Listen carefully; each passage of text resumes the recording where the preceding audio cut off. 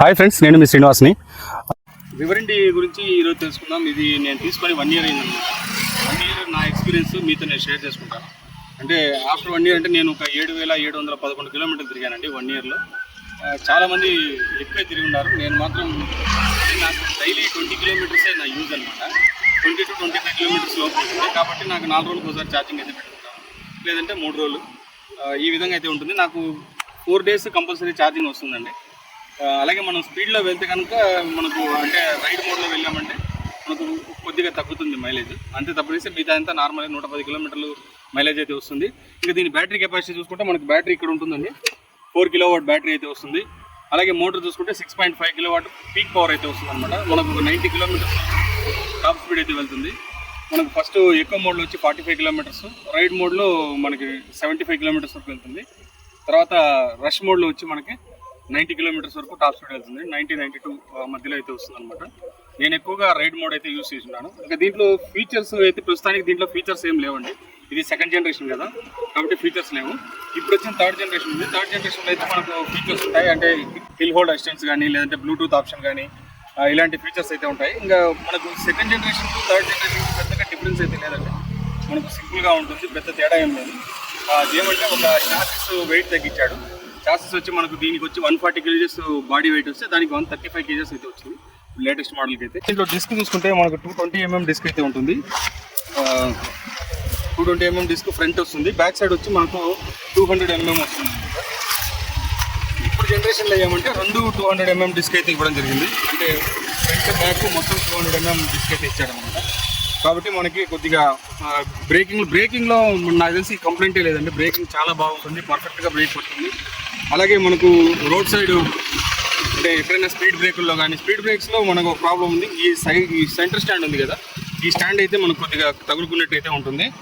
అలాగే ఇప్పుడుండే స్టాండ్ అయితే కొద్దిగా ఇట్లా బెండ్ చేసి ఇచ్చారు కాబట్టి 3rd generationలో మనకు పెద్దగా తగులుకునే ప్రాబ్లమ్స్ అయితే లేవు. దీనికైతే తగులుకుంటుందండి డిస్క్ బ్రేక్. అదే అంటే డబుల్స్ వెళ్ళేటప్పుడు తగులుతుంది, సింగిల్ అయితే అది కూడా ప్రాబ్లం లేదు. మళ్ళీ అలాగే మనకు బ్రేకింగ్ ఇష్యూ అయితే ఏం లేదండి. బ్రేక్స్ అయితే బాగా పడతాయి. అలాగే హెవీ రెయిన్లో పోయినా కానీ, అట్లాంటప్పుడు కూడా మనకు రెయిన్లో స్కిడ్ కావడం కానీ అలాంటివన్నీ ఏముండదు. వెహికల్ భారీ వెహికల్ కాబట్టి మనకి ప్రాబ్లం ఏం దీంట్లో మనం నోటీస్ చేయలేము. వెహికల్ తీసుకునే వాళ్ళందరికీ కూడా ఇప్పటికి కూడా అందరూ సక్సెస్ఫుల్గా రన్ చేసుకుంటున్నారు.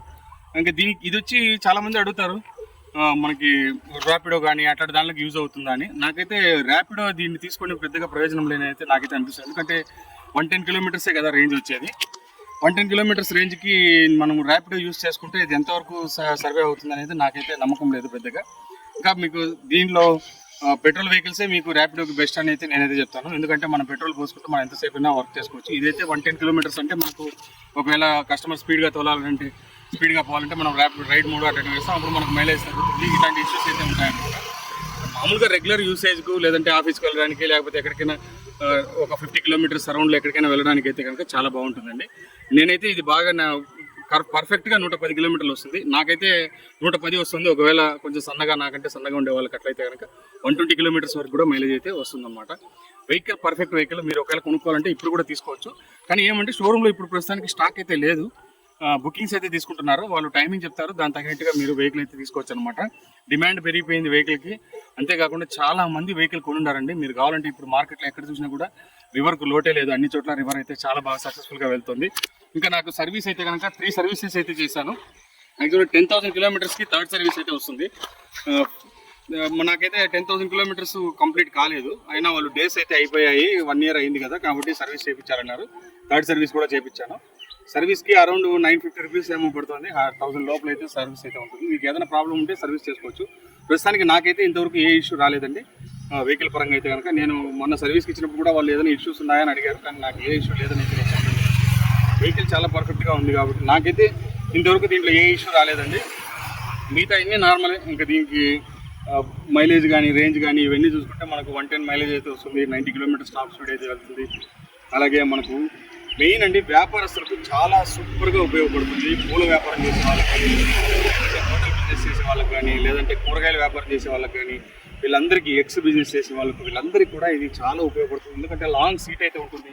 సీట్ కూడా పెద్దది ఉంటుంది. పెట్టినప్పుడు దీని మీద కరెక్ట్గా కూర్చుంటుంది. ఏదైనా సరుకు పెట్టినా కూడా ముందర కూడా మనకి ఎక్కువ గ్యాప్ అయితే ఉంది కాబట్టి ఈ గ్యాప్లో మనము ఏ సరుకైనా దీంట్లో పెట్టుకొని తీసుకొని వెళ్ళొచ్చు అనమాట. అంత గ్యాప్ అయితే ఉంటుంది. అలాగే ఈ ప్లేస్ కూడా మనకు చాలా పెద్ద ప్లేస్ అయితే వస్తుంది. కాబట్టి ఏదైనా దీంట్లో మనం పెట్టుకొని క్యారీ అయితే చేసుకోవచ్చు. అంతేకాకుండా మనకు మెయిన్ ఇదండి, ఇది ఏ ఎలక్ట్రిక్ వెహికల్లోనూ ఈ ఆప్షన్ లేదు. ఏదైనా సరుకు పెట్టుకున్నామంటే కాలు ఇట్లా పెట్టుకొని బాగా నీట్గా వెళ్ళిపోతుంది. అదొక ఆప్షన్ ఉంది. లాస్ట్ వరకు కూడా పెట్టుకొని కాలు పెట్టుకోవచ్చు, ఏదైనా సరుకు ఏదైనా పెట్టుకోవచ్చు. అదేవిధంగా లోపల బూట్ స్పేస్ కూడా చాలా పెద్ద బూట్ స్పేస్. ఏదైనా స్టేషనరీ బిజినెస్ చేసే వాళ్ళకు, లేదా బుక్స్ అలాంటి వాళ్ళకు, పెన్స్ బుక్స్ అట్లాంటి క్యారీ చేసే వాళ్ళకందరికీ కూడా, ఆఫీసుల వాళ్ళకి కానీ వాళ్ళకందరికీ ఇది చాలా బాగా ఉపయోగపడుతుంది. లాంగ్ బూట్ స్పేస్ ఉండడం వలన మనకు మంచి అడ్వాంటేజ్ అని చెప్పచ్చు అనమాట. లాస్ట్ ఫైనల్గా ఇది కొంటే లాభమా నష్టమా అని కూడా చాలామంది అడుగుతారు. నాకైతే పర్ఫెక్ట్గా ఓకే అండి. ఎందుకంటే నేను యూట్యూబ్లో ఇన్ని వీడియోస్ పెట్టిన తర్వాత, నేను చాలా సర్వీస్ చేసిన తర్వాతనే నేను ఈ వెహికల్ కొనుక్కున్నాను అనమాట. అంటే ఎలాంటి వాళ్ళకైనా, హైట్గా ఉండే వాళ్ళు కానీ, వెయిట్ పర్సన్స్ కానీ, ఎలాంటి వాళ్ళకైనా కూడా ఈ వెహికల్ చాలా బాగా ఉపయోగపడుతుంది.